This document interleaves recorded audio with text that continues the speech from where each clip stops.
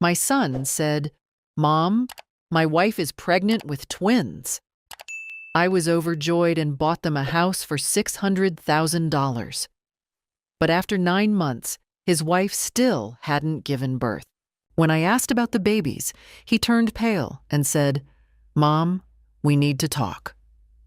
What he confessed. Good day, dear listeners. It's Louisa again. I'm glad you're here with me. Please like this video and listen to my story till the end and let me know which city you're listening from. That way, I can see how far my story has traveled. I was 63 years old when I thought I had finally figured out how to be happy. My name is Patricia Holloway. Pat, to everyone who knows me well. I had retired 2 years earlier from 31 years of teaching middle school English in Columbus, Ohio. My husband, Gerald, had passed 6 years before that. A heart attack, sudden and merciless, the way those things always are. After his death, I did what widows do. I kept moving. I tended my garden. I called my children every Sunday. I learned to make sourdough bread, badly at first, then reasonably well. I built a quiet life and I was proud of it. I had 2 children.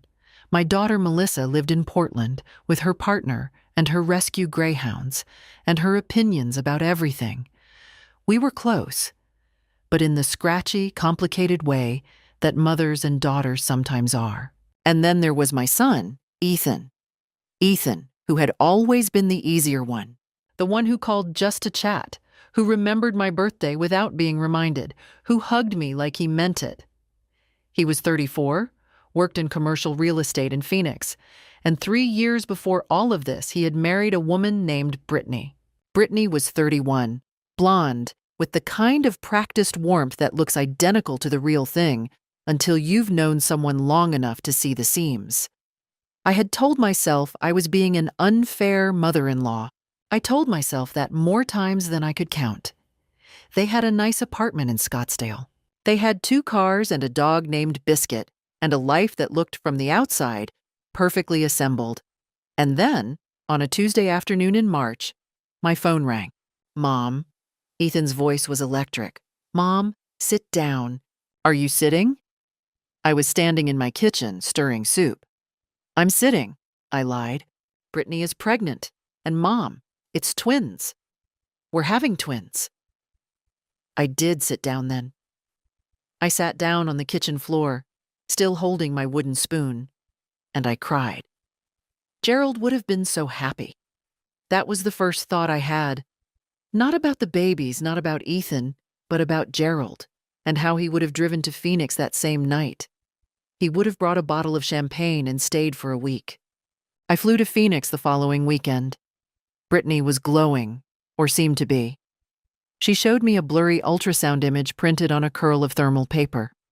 2 sacks, she explained. 8 weeks along. The doctor had confirmed it, she said. A wonderful doctor, very experienced. The practice was called Desert Bloom OB-GYN. I held that little piece of paper like it was a relic. Over the next few weeks, I thought about what I could do, what I should do. My house in Columbus was paid off. I had savings. I had Gerald's life insurance, which I had barely touched, because spending it felt like admitting something I wasn't ready to admit. And I thought, those babies are going to need a yard, a real house, a neighborhood with good schools. I called my financial advisor. I spoke to a real estate agent in the Phoenix area. I did not ask Ethan if he wanted this because I already knew. He would say no. He would say it was too much. He would do the modest, embarrassed thing that he always did when I tried to give him something. So I surprised them.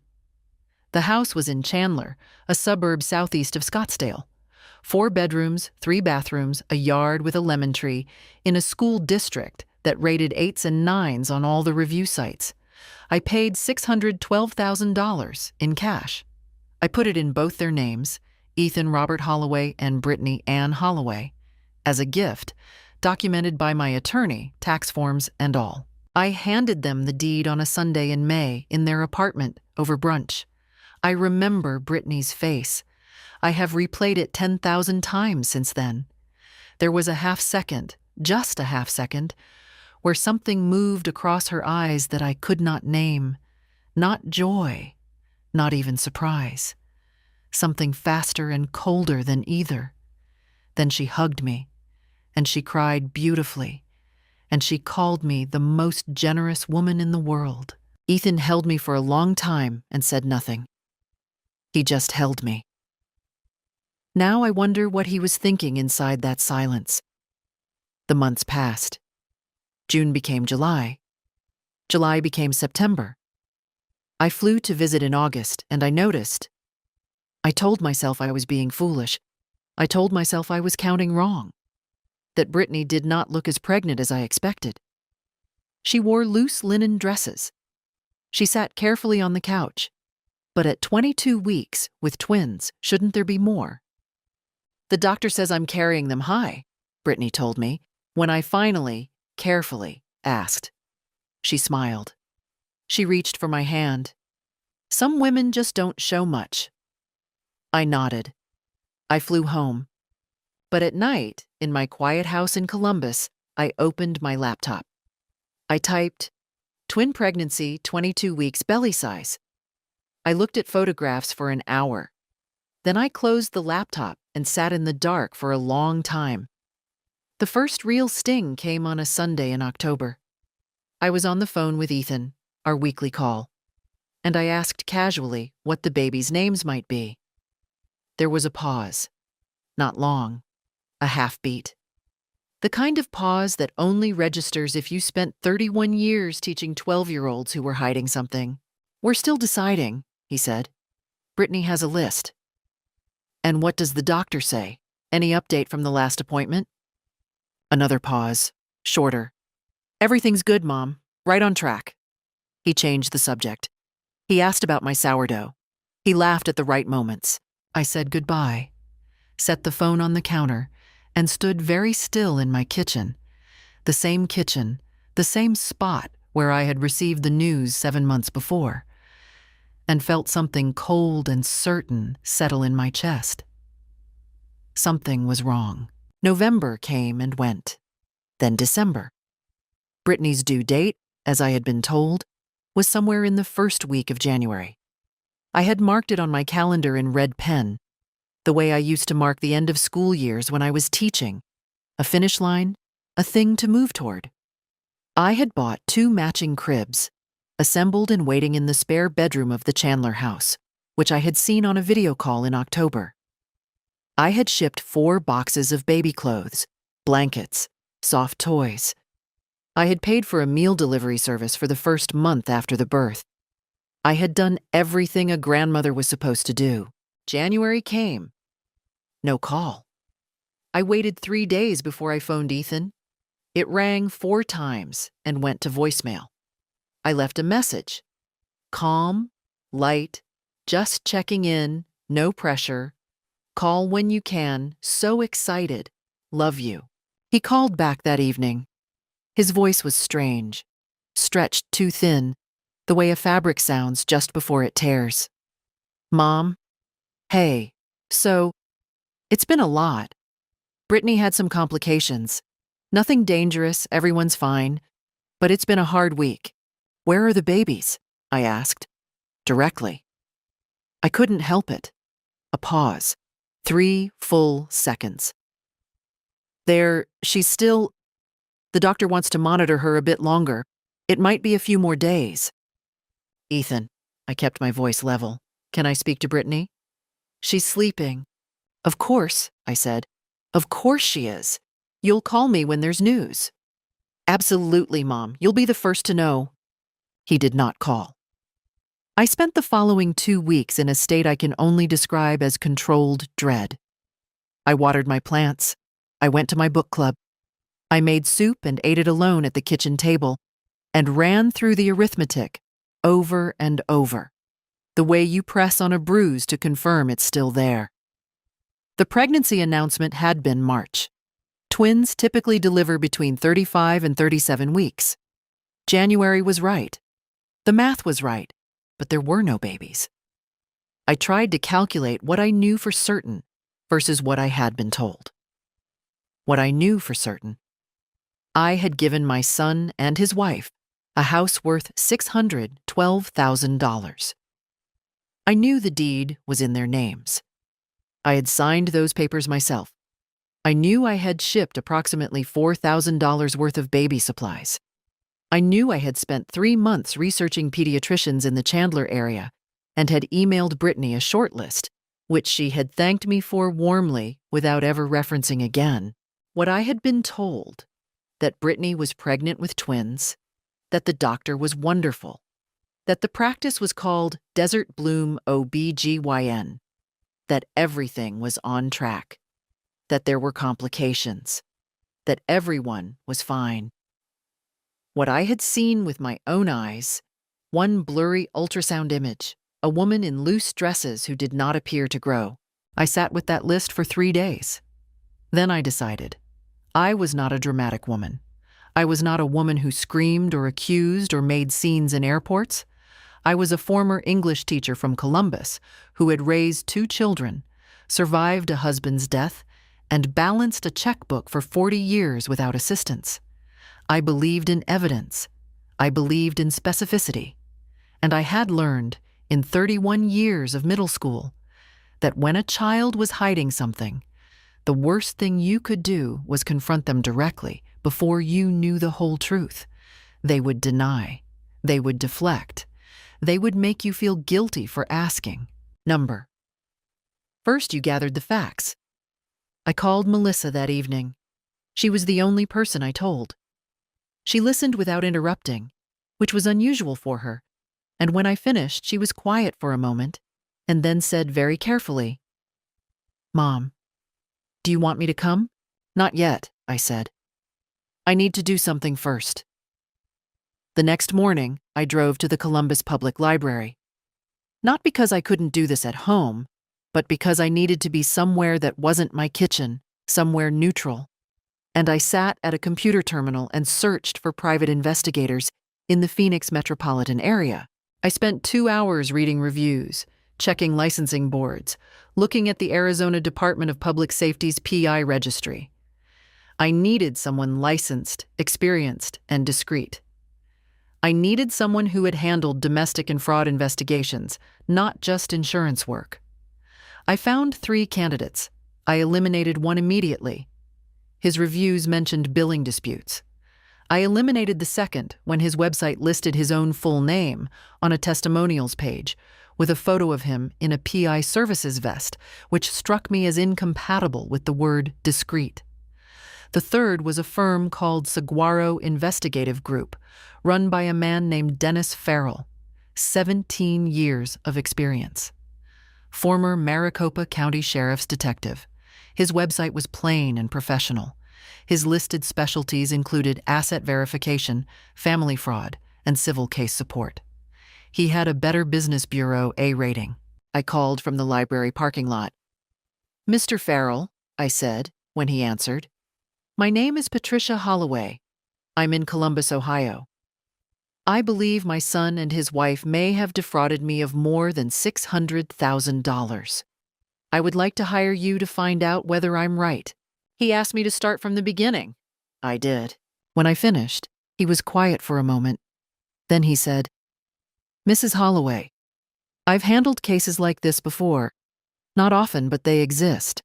I want to make sure I understand the scope before we discuss a retainer. You're not looking to cause a scene. You're looking for documentation, evidence you can use." "That is exactly right," I said. "Then let's talk." I drove home from the library with a notepad full of instructions and a retainer agreement in my email inbox. My hands were steady on the wheel. The fear was still there. It lived somewhere behind my sternum, a cold and constant pressure. But underneath it, for the first time in weeks, there was something else. Purpose. The specific, quiet purpose of a person who has decided to stop waiting and start knowing. I signed Dennis Farrell's retainer on a Thursday and wired the initial fee, $2,500, from my savings account that same afternoon. I remember standing at my computer, cursor hovering over the confirm transfer button and thinking, this is either the most necessary thing I've ever done, or I'm about to become the villain in my own family's story. Then I thought about the blurry ultrasound and Brittany's half-second expression when I handed over the deed, and I clicked confirm. Dennis and I spoke by phone every few days. He was methodical and undramatic, which suited me entirely. He began with public records. He pulled the deed on the Chandler house, verified its current ownership status, checked for any recent refinancing activity or liens. The house was still in both their names. No refinancing, yet. He noted that yet with a flat professionalism that told me he had seen what came next before. He then turned to Desert Bloom OBGYN. This took 4 days. He had a contact, a former colleague who now worked in medical records compliance, who was able to confirm, without accessing any protected records, simply by checking the Arizona Medical Board's online provider registry, that Desert Bloom OBGYN did not exist. There was no practice by that name registered in Maricopa County or anywhere in Arizona. There was a Desert Bloom Aesthetics, a spa in Tempe, and a Desert Bloom Veterinary Clinic in Mesa. No obstetrics practice, no OBGYN. I read Dennis's email 3 times. Then I printed it and set it on my kitchen table and looked at it for a long time. There had been no doctor, which meant there had been no appointment, which meant the ultrasound image, that curl of thermal paper I had held like a relic, had been produced some other way, or was simply taken from the internet, which anyone could do in 4 minutes. I called Melissa that night. I read her the email. She was quiet for a very long time, and then she said, in a voice I had not heard from her since she was a teenager, "Mom, I am so sorry." And then, "What are you going to do?" "I'm going to get all of it," I said. "I'm going to get every piece." In Phoenix, something had apparently shifted.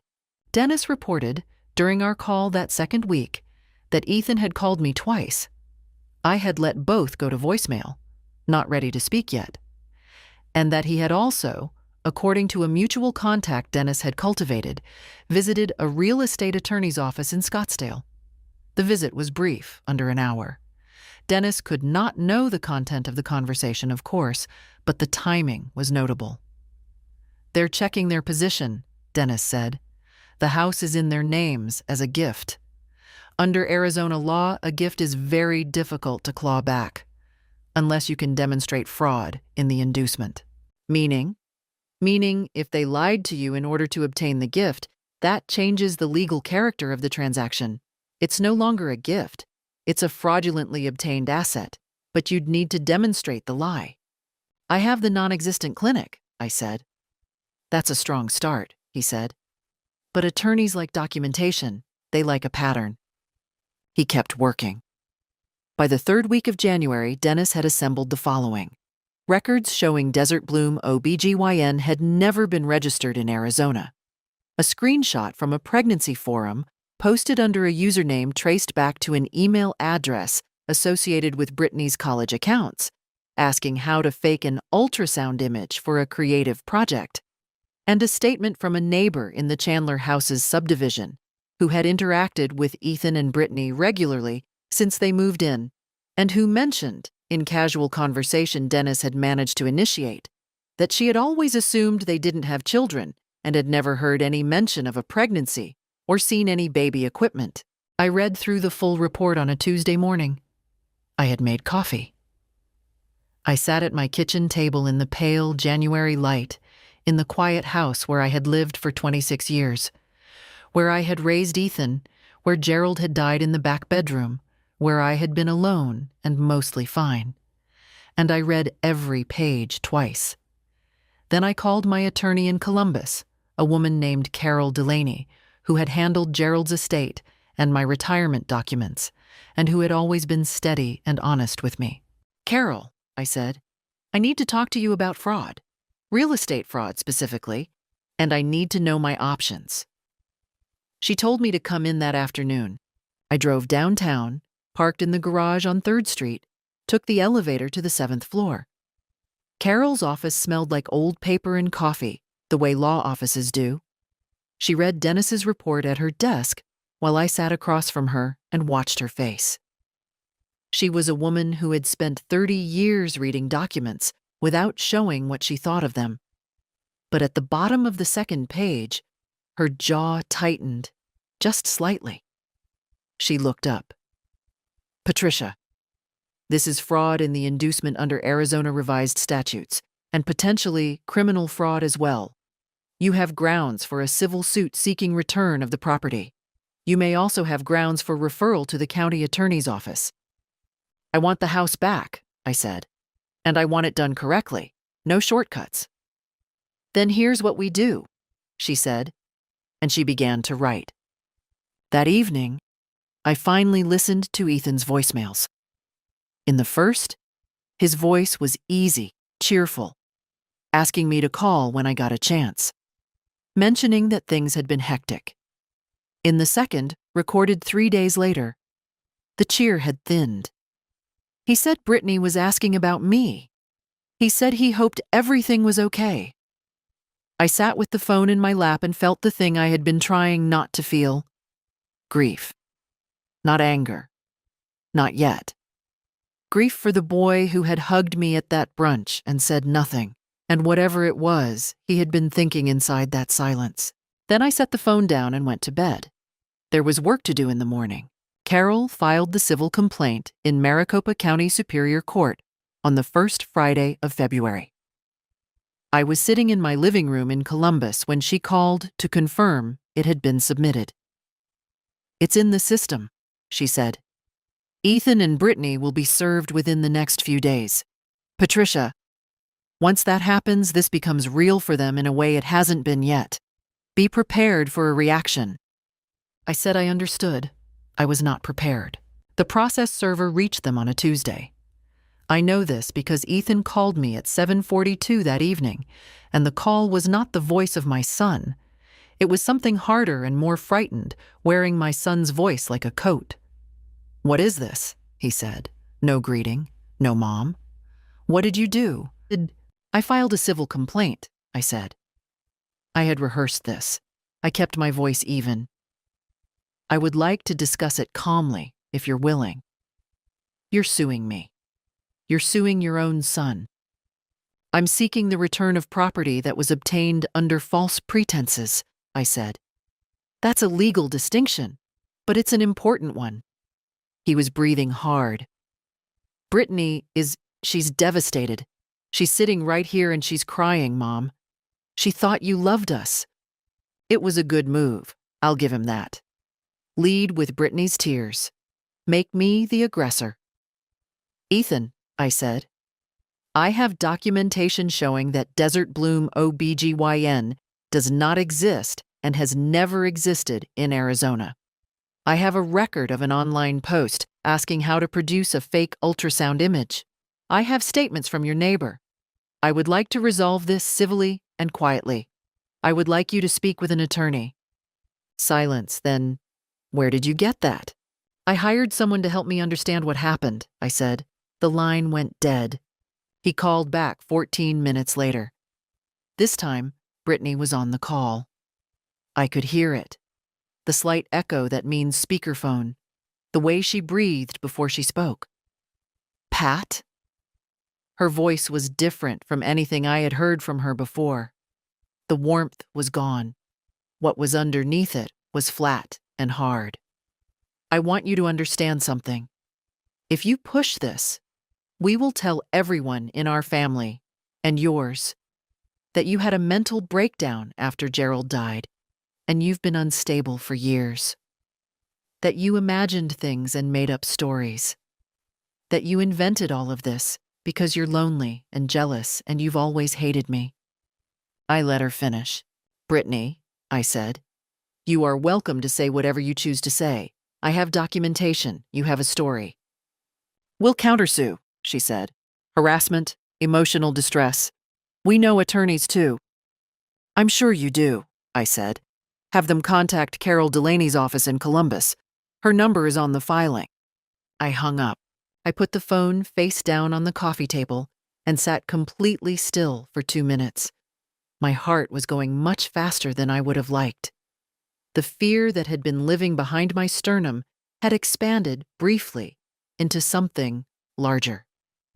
They were going to lie about me. They were going to tell my family, my friends, anyone they could reach, that I was a grieving, delusional old woman who had invented a conspiracy against her innocent son and his wife. Would people believe them? Some might. That was the honest answer. Some people always believed the younger, prettier, more visibly distressed party. Some people found it easier to believe that a widow in her 60s had lost her grip on reality than to believe that a son had helped orchestrate a fraud against his own mother. I thought about that for exactly as long as I permitted myself to think about it. Then I called Carol, reported the conversation verbatim, and she told me to document it, date, time, content, which I did immediately in a notebook I had started keeping. Over the next week, there were 3 more calls. One from Ethan alone, quieter and more pleading, one from a number I didn't recognize that I didn't answer, and one from Brittany's mother, a woman named Diane, who told me in a voice like sugared glass that I was tearing this family apart and that I should remember who I was dealing with. I wrote each one down. I sent the notes to Carol. Then, on a Thursday in mid-February, the calls stopped. Carol's counterpart in Phoenix, an attorney named Gregory Walsh, whom she had dealt with before and described as competent but not spectacular, filed a motion to dismiss on the grounds that the house was a documented gift and that my claims were speculative. Standard opening move. Carol had expected it. We had the Desert Bloom records. We had the Forum Post. We had the neighbor.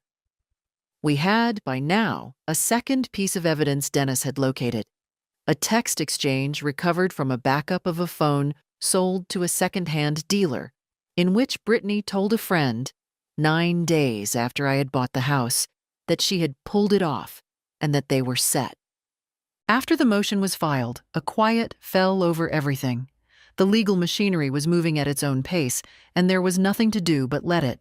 I drove to my sister Barbara's house in Worthington that weekend and stayed for 3 days. We watched old movies and ate too much pasta and walked her dog along the Olentangy Trail in the cold. I did not talk about the case constantly. Just once, on Sunday evening, over wine, when I told her the whole story from the beginning. She listened without interrupting, which is more than most people can do, and at the end, she put her hand over mine and said, "Pat, you're one of the strongest people I know." I drove home Monday morning feeling, for the first time in months, that I might actually be able to carry this. March came in cold and gray, which suited me. Ethan showed up unannounced on a Thursday afternoon in early March. I heard his rental car in the driveway, a sound I recognized because I had heard it 24 times before, and I stood at the kitchen window and watched him walk to the door, and I felt a complicated thing that I chose not to examine at length. He was wearing the navy jacket I had bought him for Christmas 2 years ago. His hands were in his pockets. I opened the door before he knocked.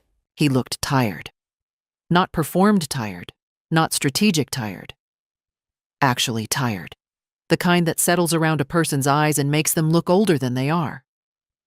For a moment, I saw him at 9 years old, coming home from a bad day at school, and I made myself blink that image away. "Mom," he said, "can I come in?" I stepped back and let him in. I did not offer coffee. We sat in the living room. He sat in the armchair across from the couch where I had sat the night he called about the twins. He looked around the room slowly, the way you do when you're buying time. "Mom," he said finally, "I know what this looks like, but it's not. It didn't start out as something against you. Brittany had this idea, and I knew it was wrong, and I went along with it because—" He stopped. "Because I was afraid of her, and because we needed the money, and because I told myself you'd never find out, and you'd be happy just having us nearby." I listened, I did not say anything. The twins, he said. The idea was, we were going to adopt, down the road, and just tell you that Brittany had had complications and lost the pregnancy, and we'd adopted instead. You would have believed that. You would have loved those kids anyway. And the house? I said. We needed it, Mom.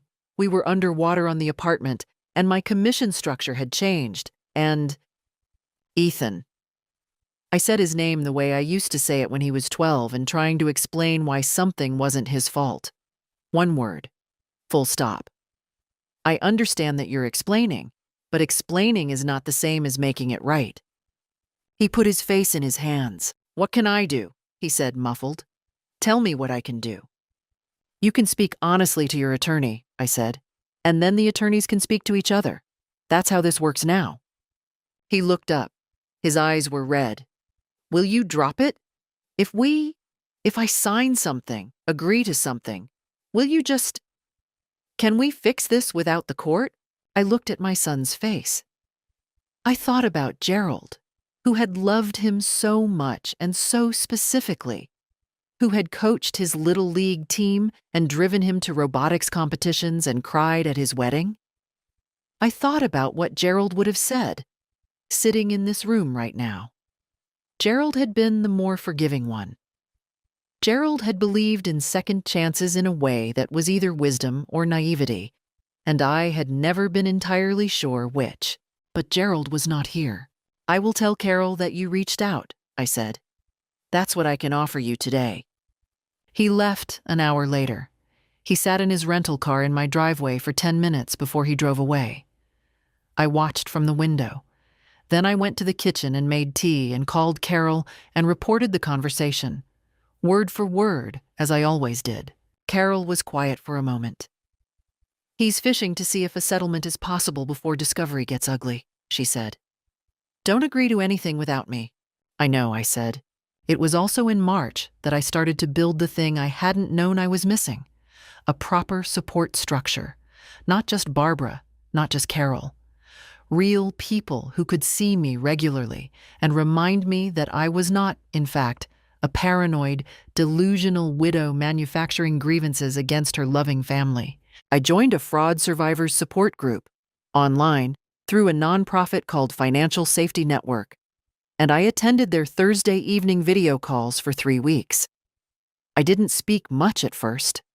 I listened to other people's stories, which were sometimes worse than mine and sometimes different, but always recognizable in the specific quality of their humiliation.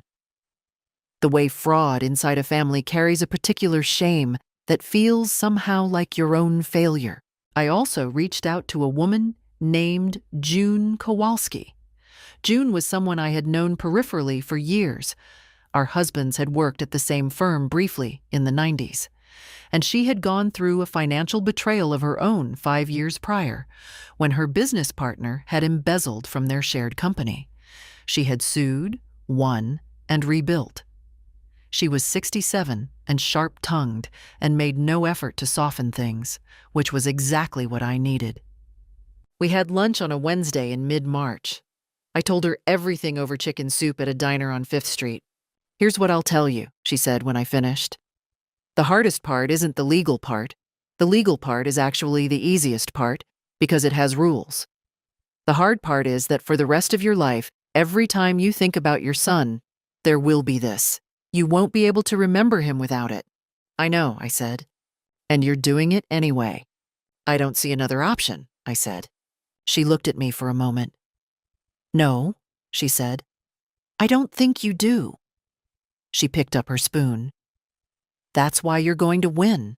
I drove home that afternoon and sat in my garden, even though it was too cold to sit in the garden, and I thought about what winning actually meant. Not the house.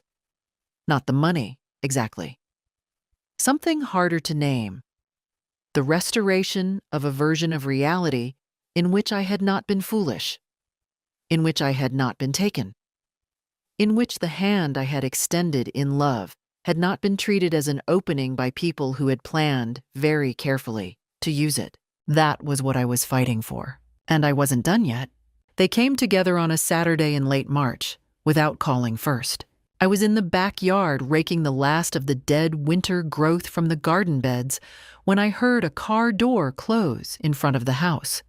2 doors, actually. The specific sound of 2 people arriving with intention. I stood up slowly, set the rake against the fence, and walked around the side of the house. Ethan was in the navy jacket again. Brittany was dressed carefully. Expensive-looking cream coat, hair done, the kind of preparation that is meant to signal normalcy and reasonableness. She was carrying a white paper bag, the type that comes from a bakery. "Pat," she said, and smiled. "We brought croissants from that place you liked on Henderson. Do you remember? We got them when you visited last April." I remembered. I also noted that she had chosen to lead with a warm, specific detail rather than an explanation of why she was here. I had taught that technique to my students for years. When you want to disarm someone, anchor them in a positive memory first. "Come inside," I said. We sat in the kitchen. Ethan poured coffee because he knew where the mugs were, and it gave him something to do. Brittany arranged the croissants on a plate she found in the cabinet without being told where it was, which told me she had been in this house more recently than I'd thought, perhaps in that period when they'd occasionally stayed over, when I'd trusted them with a key. I had changed the locks in February, but it was worth noting. "We've been thinking a lot," Brittany began. She folded her hands on the table. Her nail polish was a pale neutral.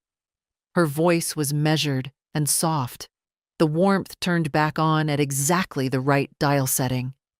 About how things got so complicated. And we feel, both of us feel, that there has been a terrible misunderstanding. "Tell me about the misunderstanding," I said. She glanced at Ethan, and he took over. "Mom, what happened with the pregnancy? It was a medical situation that spiraled, and I handled the communication badly, and I understand why it looks suspicious. I do. But the house was a gift. We've built our life around that house. Brittany's parents have visited there. Our friends know it as our home." "That's all true," I said. "The house is also the subject of a civil complaint. Those 2 things can both be true." Brittany's hands unfolded slightly, a small tell. "Pat," she said, "Carol Delaney is a fine attorney for estate work, but you're out of your depth in Arizona property litigation. You know that, right? Gregory Walsh has won 7 cases this year. He knows the judges. He knows the process. This is going to drag on for a year, maybe 2, and it's going to cost you more than the house is worth. In money, in health, in family." She paused. "Is that what you want?" I looked at her.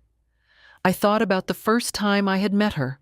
A restaurant in Scottsdale. Ethan had been so nervous and so proud, and she had laughed at something I said, and I had thought with relief, she's real. She was real, just not the version I'd been shown. "Brittany," I said, "I appreciate the visit. I'm not going to discuss the case without Carol present, and I won't be making any decisions at this table today." Her voice shifted, just slightly. A drop in warmth of maybe 3 degrees. "We're not asking you to decide anything. We're asking you to think about what you're doing to your family." "I've thought about it extensively," I said. "You're going to die alone," she said. It came out fast, and for a second, I think even Ethan was surprised. He flinched.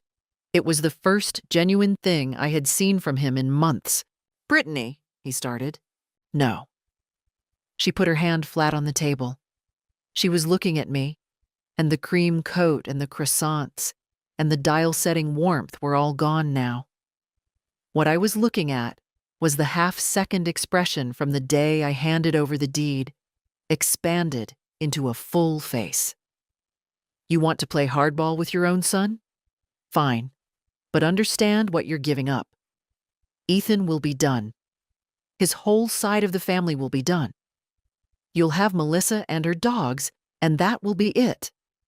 Your grandchildren, when they actually exist, will never know you. You will be the crazy grandmother who sued her son." She sat back. Think about whether that's worth $600,000 to a woman your age. The kitchen was very quiet. I did not raise my voice. I did not cry, though I felt the specific pressure behind my eyes that meant I could if I chose to. I picked up my coffee cup and took a sip. Then I set it down. "Thank you both for coming," I said. "The croissants are good. I'll show you out." Ethan didn't look at me when he stood up. He stared at the floor the way he had stared at his shoes in middle school when he was in trouble and had no good defense. I had thought then that it meant he had a conscience. I still thought that. It was a grief all its own. Brittany picked up her purse. At the door, she turned back once, and I saw in her eyes something that was not quite a threat. Something cooler and more patient than that. An assessment? The look of someone who has committed to a position and is deciding whether the opposition is really going to hold. I held the door and met her eyes until she walked through it. I locked it behind them, sat down on the bottom stair in the entryway, and let myself feel the fear. Full, unedited, the specific fear of, "You will die alone," which was the sharpest possible version of the fear I had been carrying since January. Because it might be true. Some of it might be true. I sat with it for 5 minutes. Then I got up, went to my desk, and wrote down the time, date, and complete content of the conversation, including the specific phrase, "You're going to die alone," and the statement about the grandchildren, and emailed it to Carol. She called within the hour. "That's witness intimidation adjacent," she said. "I'm going to add it to the record." "Good," I said. Then I called June. "She told me I'd die alone," I said. June was quiet for 1 second. "She said that in your kitchen?" "She said it in my kitchen." "Patricia," June said, "that woman is going to lose. I'm not guessing. I'm telling you. People who talk like that in someone's kitchen are people who are scared. And scared people make mistakes." I held on to that for the rest of the night. The evidentiary hearing was scheduled for the second Tuesday of April, in a courtroom on the 4th floor of the Maricopa County Superior Court building on West Jefferson Street. I flew to Phoenix the Friday before and stayed at a quiet hotel in downtown Chandler, not far from the house which I drove past exactly once, slowly, on Saturday afternoon. The lemon tree in the yard was blooming. Somebody had put a planter of geraniums on the front porch. I drove on. I spent the weekend reviewing documents with Carol, who had flown in Saturday morning. We worked at the desk in her room with coffee from the hallway machine and takeout from a Thai place 2 blocks over. She was meticulous and unhurried, and her steadiness was something I borrowed freely. On Sunday, I called Melissa. She had offered to fly out, and I had told her to wait. I didn't want her there for the hearing itself in case things got difficult, and I needed to keep my face neutral without worrying about hers. "You've got this, Mom," she said. "I know," I said. By that point, I actually did. Tuesday morning, the courtroom was smaller than I expected, a practical room with fluorescent light and beige walls, and a judge named the Honorable Susan Ramirez, who had been on the bench for 12 years and whose face was professionally impassive. Ethan and Brittany sat at the defense table with Gregory Walsh. I sat with Carol. Ethan did not look at me when he entered. Brittany looked at me once, briefly, then looked away. The first 2 hours were procedural. Exhibits entered into the record. Dennis Farrell's sworn affidavit. The Arizona Medical Board's records confirming no Desert Bloom OBGYN existed. The forum post tracing back to Brittany's email. The text exchange. Pulled it off / we're set. All entered. Gregory Walsh did his best. His argument was that the house was a legally documented gift, that the motivations of the recipient were irrelevant, and that Brittany's medical matters were private. He was competent. He was not spectacular. Then Brittany took the stand. She was composed at first. Dark blazer, even voice, eyes on the judge. She explained that she had experienced a high-risk pregnancy under the care of a specialist, and that the practice name she had given her mother-in-law may have been incorrect due to managing multiple providers. "Can you name one?" Carol asked on cross-examination. My primary OB was in Tempe. Valley Women's Health. The name of the physician? Dr. Simmons, Karen, I think. We subpoenaed Valley Women's Health. No patient named Brittany Holloway appears in their system for any relevant period. I may have gone under my maiden name, Brittany Cartwright. Also subpoenaed, also no record. Brittany's jaw tightened. The ultrasound image you showed Patricia Holloway, where was it produced? Desert Bloom, which does not appear in the Arizona Medical Board's registry. Carol turned to the exhibit table. We found a post on a parenting forum from an email linked to your accounts, asking how to produce a realistic ultrasound image for a, quote, creative project. Can you explain that? A friend was doing a gender reveal. It was a prop. Made 9 days before you showed Patricia Holloway an ultrasound of your own twins. That is a coincidence. Carol let the word sit. Then, Exhibit 14, a text message in which you state you pulled it off and that you were set, sent 9 days after the deed transfer was recorded. Walsh objected on chain of custody grounds. Carol had the documentation. Judge Ramirez looked at Walsh.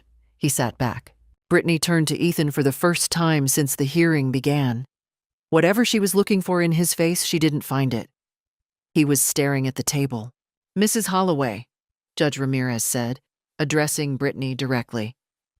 Were you pregnant during the period described in the complaint? The composure cracked, not dramatically, but in the specific way of someone who is prepared to lie in one direction and is suddenly asked to commit or fold. I experienced a very early loss that, before or after the ultrasound you showed the plaintiff. Silence. Judge Ramirez made a note. Walsh requested a recess. Through the courtroom door's glass panel, I could see Brittany speaking rapidly and Ethan shaking his head. Walsh stood apart, recalculating. When we reconvened, Walsh announced his clients wished to discuss a settlement. Judge Ramirez said, very evenly, given what has been presented this morning, I would strongly encourage the defendants to consider their position carefully. We'll recess until 2 o'clock. I walked out into the April Phoenix sunlight and stood on the courthouse steps and breathed. Carol came out behind me. They're going to settle. I know, I said. Patricia. She touched my arm. You did this. I saved the crying for the hotel room, later, alone, exactly where I had decided I would allow it. Private, specific, and finished. The settlement offer that Gregory Walsh conveyed that afternoon was, as Carol put it, a first position designed to test how hungry we were. Ethan and Brittany proposed to return the house, surrender a portion of its current equity, and pay a nominal sum in legal fees in exchange for a full release of claims and, critically, a mutual non-disclosure agreement preventing either party from discussing the case publicly. Carol read me the terms over the phone from a conference room 2 floors up, where she was conducting settlement discussions while I sat in the hotel restaurant with a cup of tea. The NDA is a no, I said immediately. I expected that, Carol said. Anything else? The nominal fees are a no. I want full reimbursement for Carol Delaney's fees, Dennis Farrell's fees, my travel expenses, and any carrying costs I incurred in connection with the gift, the baby supplies, the meal service, everything documented. That's well within what we can support with exhibits, Carol said. And I want them to stipulate, in writing, in the settlement record, that the house was obtained by fraud, not a mutual release, a stipulation. There was a pause. That will be harder. It carries implications for any future fraud proceedings. I know, I said. That's why I want it. Carol went back upstairs. The negotiations took 4 hours, with 2 calls back to me and 1 request for a second recess. Gregory Walsh pushed back hard on the fraud stipulation. It was, as Carol had said, the most consequential piece, because it was not just civil language, but a formal legal acknowledgement that could be used in subsequent proceedings, including criminal referral. Ethan's attorney understood what it meant, but Judge Ramirez had made a note. The exhibit record was complete. The alternative to settlement, if the case proceeded, was a finding that Carol believed and had told me was a strong likelihood in our favor. Walsh's clients were not in a position of strength, and Walsh was experienced enough to know it. At 6:14 in the evening, Carol called me. They accepted, she said. The final agreement included return of the Chandler property in full, free of any liens or modifications, reimbursement of $47,200 in documented expenses, including legal fees, investigative fees, travel, and incidental gift costs, a written stipulation in the settlement record, acknowledging that the house had been transferred on the basis of material misrepresentation, and a provision permitting me to cooperate fully with any subsequent inquiry by law enforcement without restriction. Because I had refused the NDA. I sat in the hotel restaurant for a long time after Carol hung up. The tea had gone cold. The sun had set. The restaurant had filled up with people having dinner, couples, families, a group of young women celebrating something. And I watched them for a while, these ordinary people in an ordinary room. And I felt something I had not expected to feel. Not triumph. Not even relief, exactly. Something quieter. A restoration of something I hadn't known how to name until it came back. 2 weeks later, the Maricopa County Attorney's Office notified me that they had received a referral from Judge Ramirez's court and would be reviewing the case for potential criminal charges. Carol had told me this was possible. It was not something I had controlled or directed, but it was also not something I had prevented. In May, Ethan and Brittany were charged with fraud and theft by deception under Arizona revised statutes. The charges were felony level, given the value involved. They retained separate criminal defense attorneys. I learned this through Carol, who learned it through the public court docket. Retaining separate attorneys meant, as Carol noted without editorial comment, that their individual legal interests had diverged, which meant they were no longer a unified front. Brittany pleaded guilty in July to 1 count of fraud in the inducement and received 36 months of supervised probation, a restitution order, and a felony conviction on her permanent record. Her attorney had negotiated hard on the prison sentence, and the county attorney's office had accepted the plea in part because of her cooperation in the broader factual record. Ethan's case was more complicated and more painful, if I am being honest, because the question of his degree of involvement versus his degree of coercion by Brittany was genuinely uncertain, at least to me, and I had said as much to Carol. Carol had communicated nothing officially because it was not her role, but the county attorney's office had access to the same evidence we had, and they drew their own conclusions. He pleaded guilty in August. 1 count of fraud, 18 months of probation, restitution, and a felony record. I was in Columbus when I received Carol's notification email. I was in the garden. It was a warm August morning, and I was deadheading the dahlias. I read the email on my phone, standing in the dirt, in my gardening gloves. Then I put the phone in my pocket and went back to the dahlias. I thought about Gerald. He would not have been happy. He would have been heartbroken. He would have sat in the kitchen that evening and cried in the specific silent way that large men cry when they don't want to be seen doing it. And I would have sat next to him, and we would not have needed to say very much. But he would have understood why I had done it. Gerald had been the more forgiving one, yes, but he had also believed, with the same quiet certainty that I had loved into him and absorbed across 38 years of marriage. That accountability was an act of love. That protecting yourself was not the same as abandoning someone.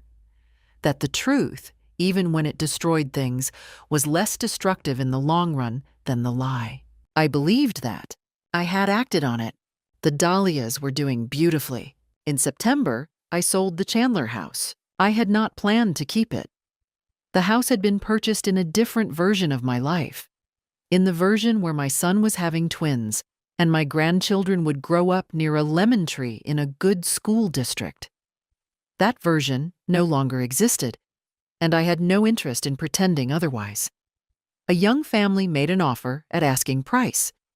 Two parents and a toddler who ran through the empty rooms during the showing. I thought about that child and felt genuinely glad. The house deserved to be a home for someone. The sale cleared all legal costs, replenished my savings, and left a meaningful sum remaining. In October, I went to Portugal. Gerald and I had talked about it for years and never went. The way you don't go to the things you tell yourself you'll always have time for. I stayed 3 weeks in Lisbon, in a spare room in the Alfama district. I ate grilled sardines, walked the waterfront every morning, and learned 47 words of Portuguese. I came home in November, feeling more like myself than I had in years. Not younger, but present. The specific version of myself that existed before the long, cautious years of widowhood. Melissa flew in for Thanksgiving. We argued cheerfully about the turkey, and both turned out to be partially right. Over dinner, she said, "Mom, I'm sorry I wasn't there more." "You were there," I said. "Not enough. Melissa, you had your life. I handled mine. That's what I wanted." She filled my glass. We talked about Portugal for an hour. I have seen Ethan once since the settlement. A brief, painful conversation in which he said he was sorry, and I said I knew.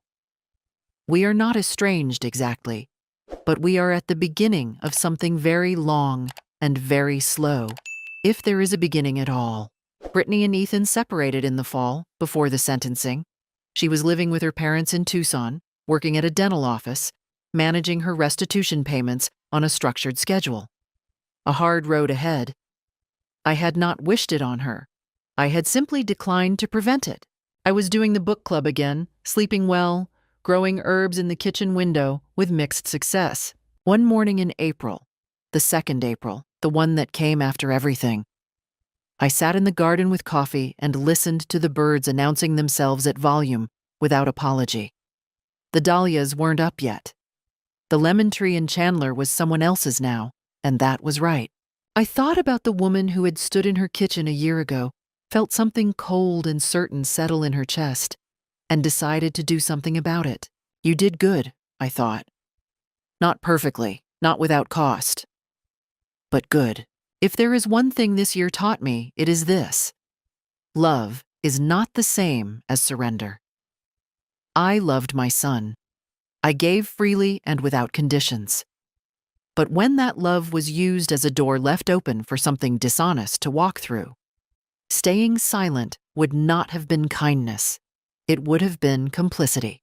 I chose to know the truth. It cost me something irreplaceable. It also gave me something I hadn't expected. Myself. So I'll ask you, what would you have done? If this story moved you, please share it. Leave a comment. And thank you sincerely for listening.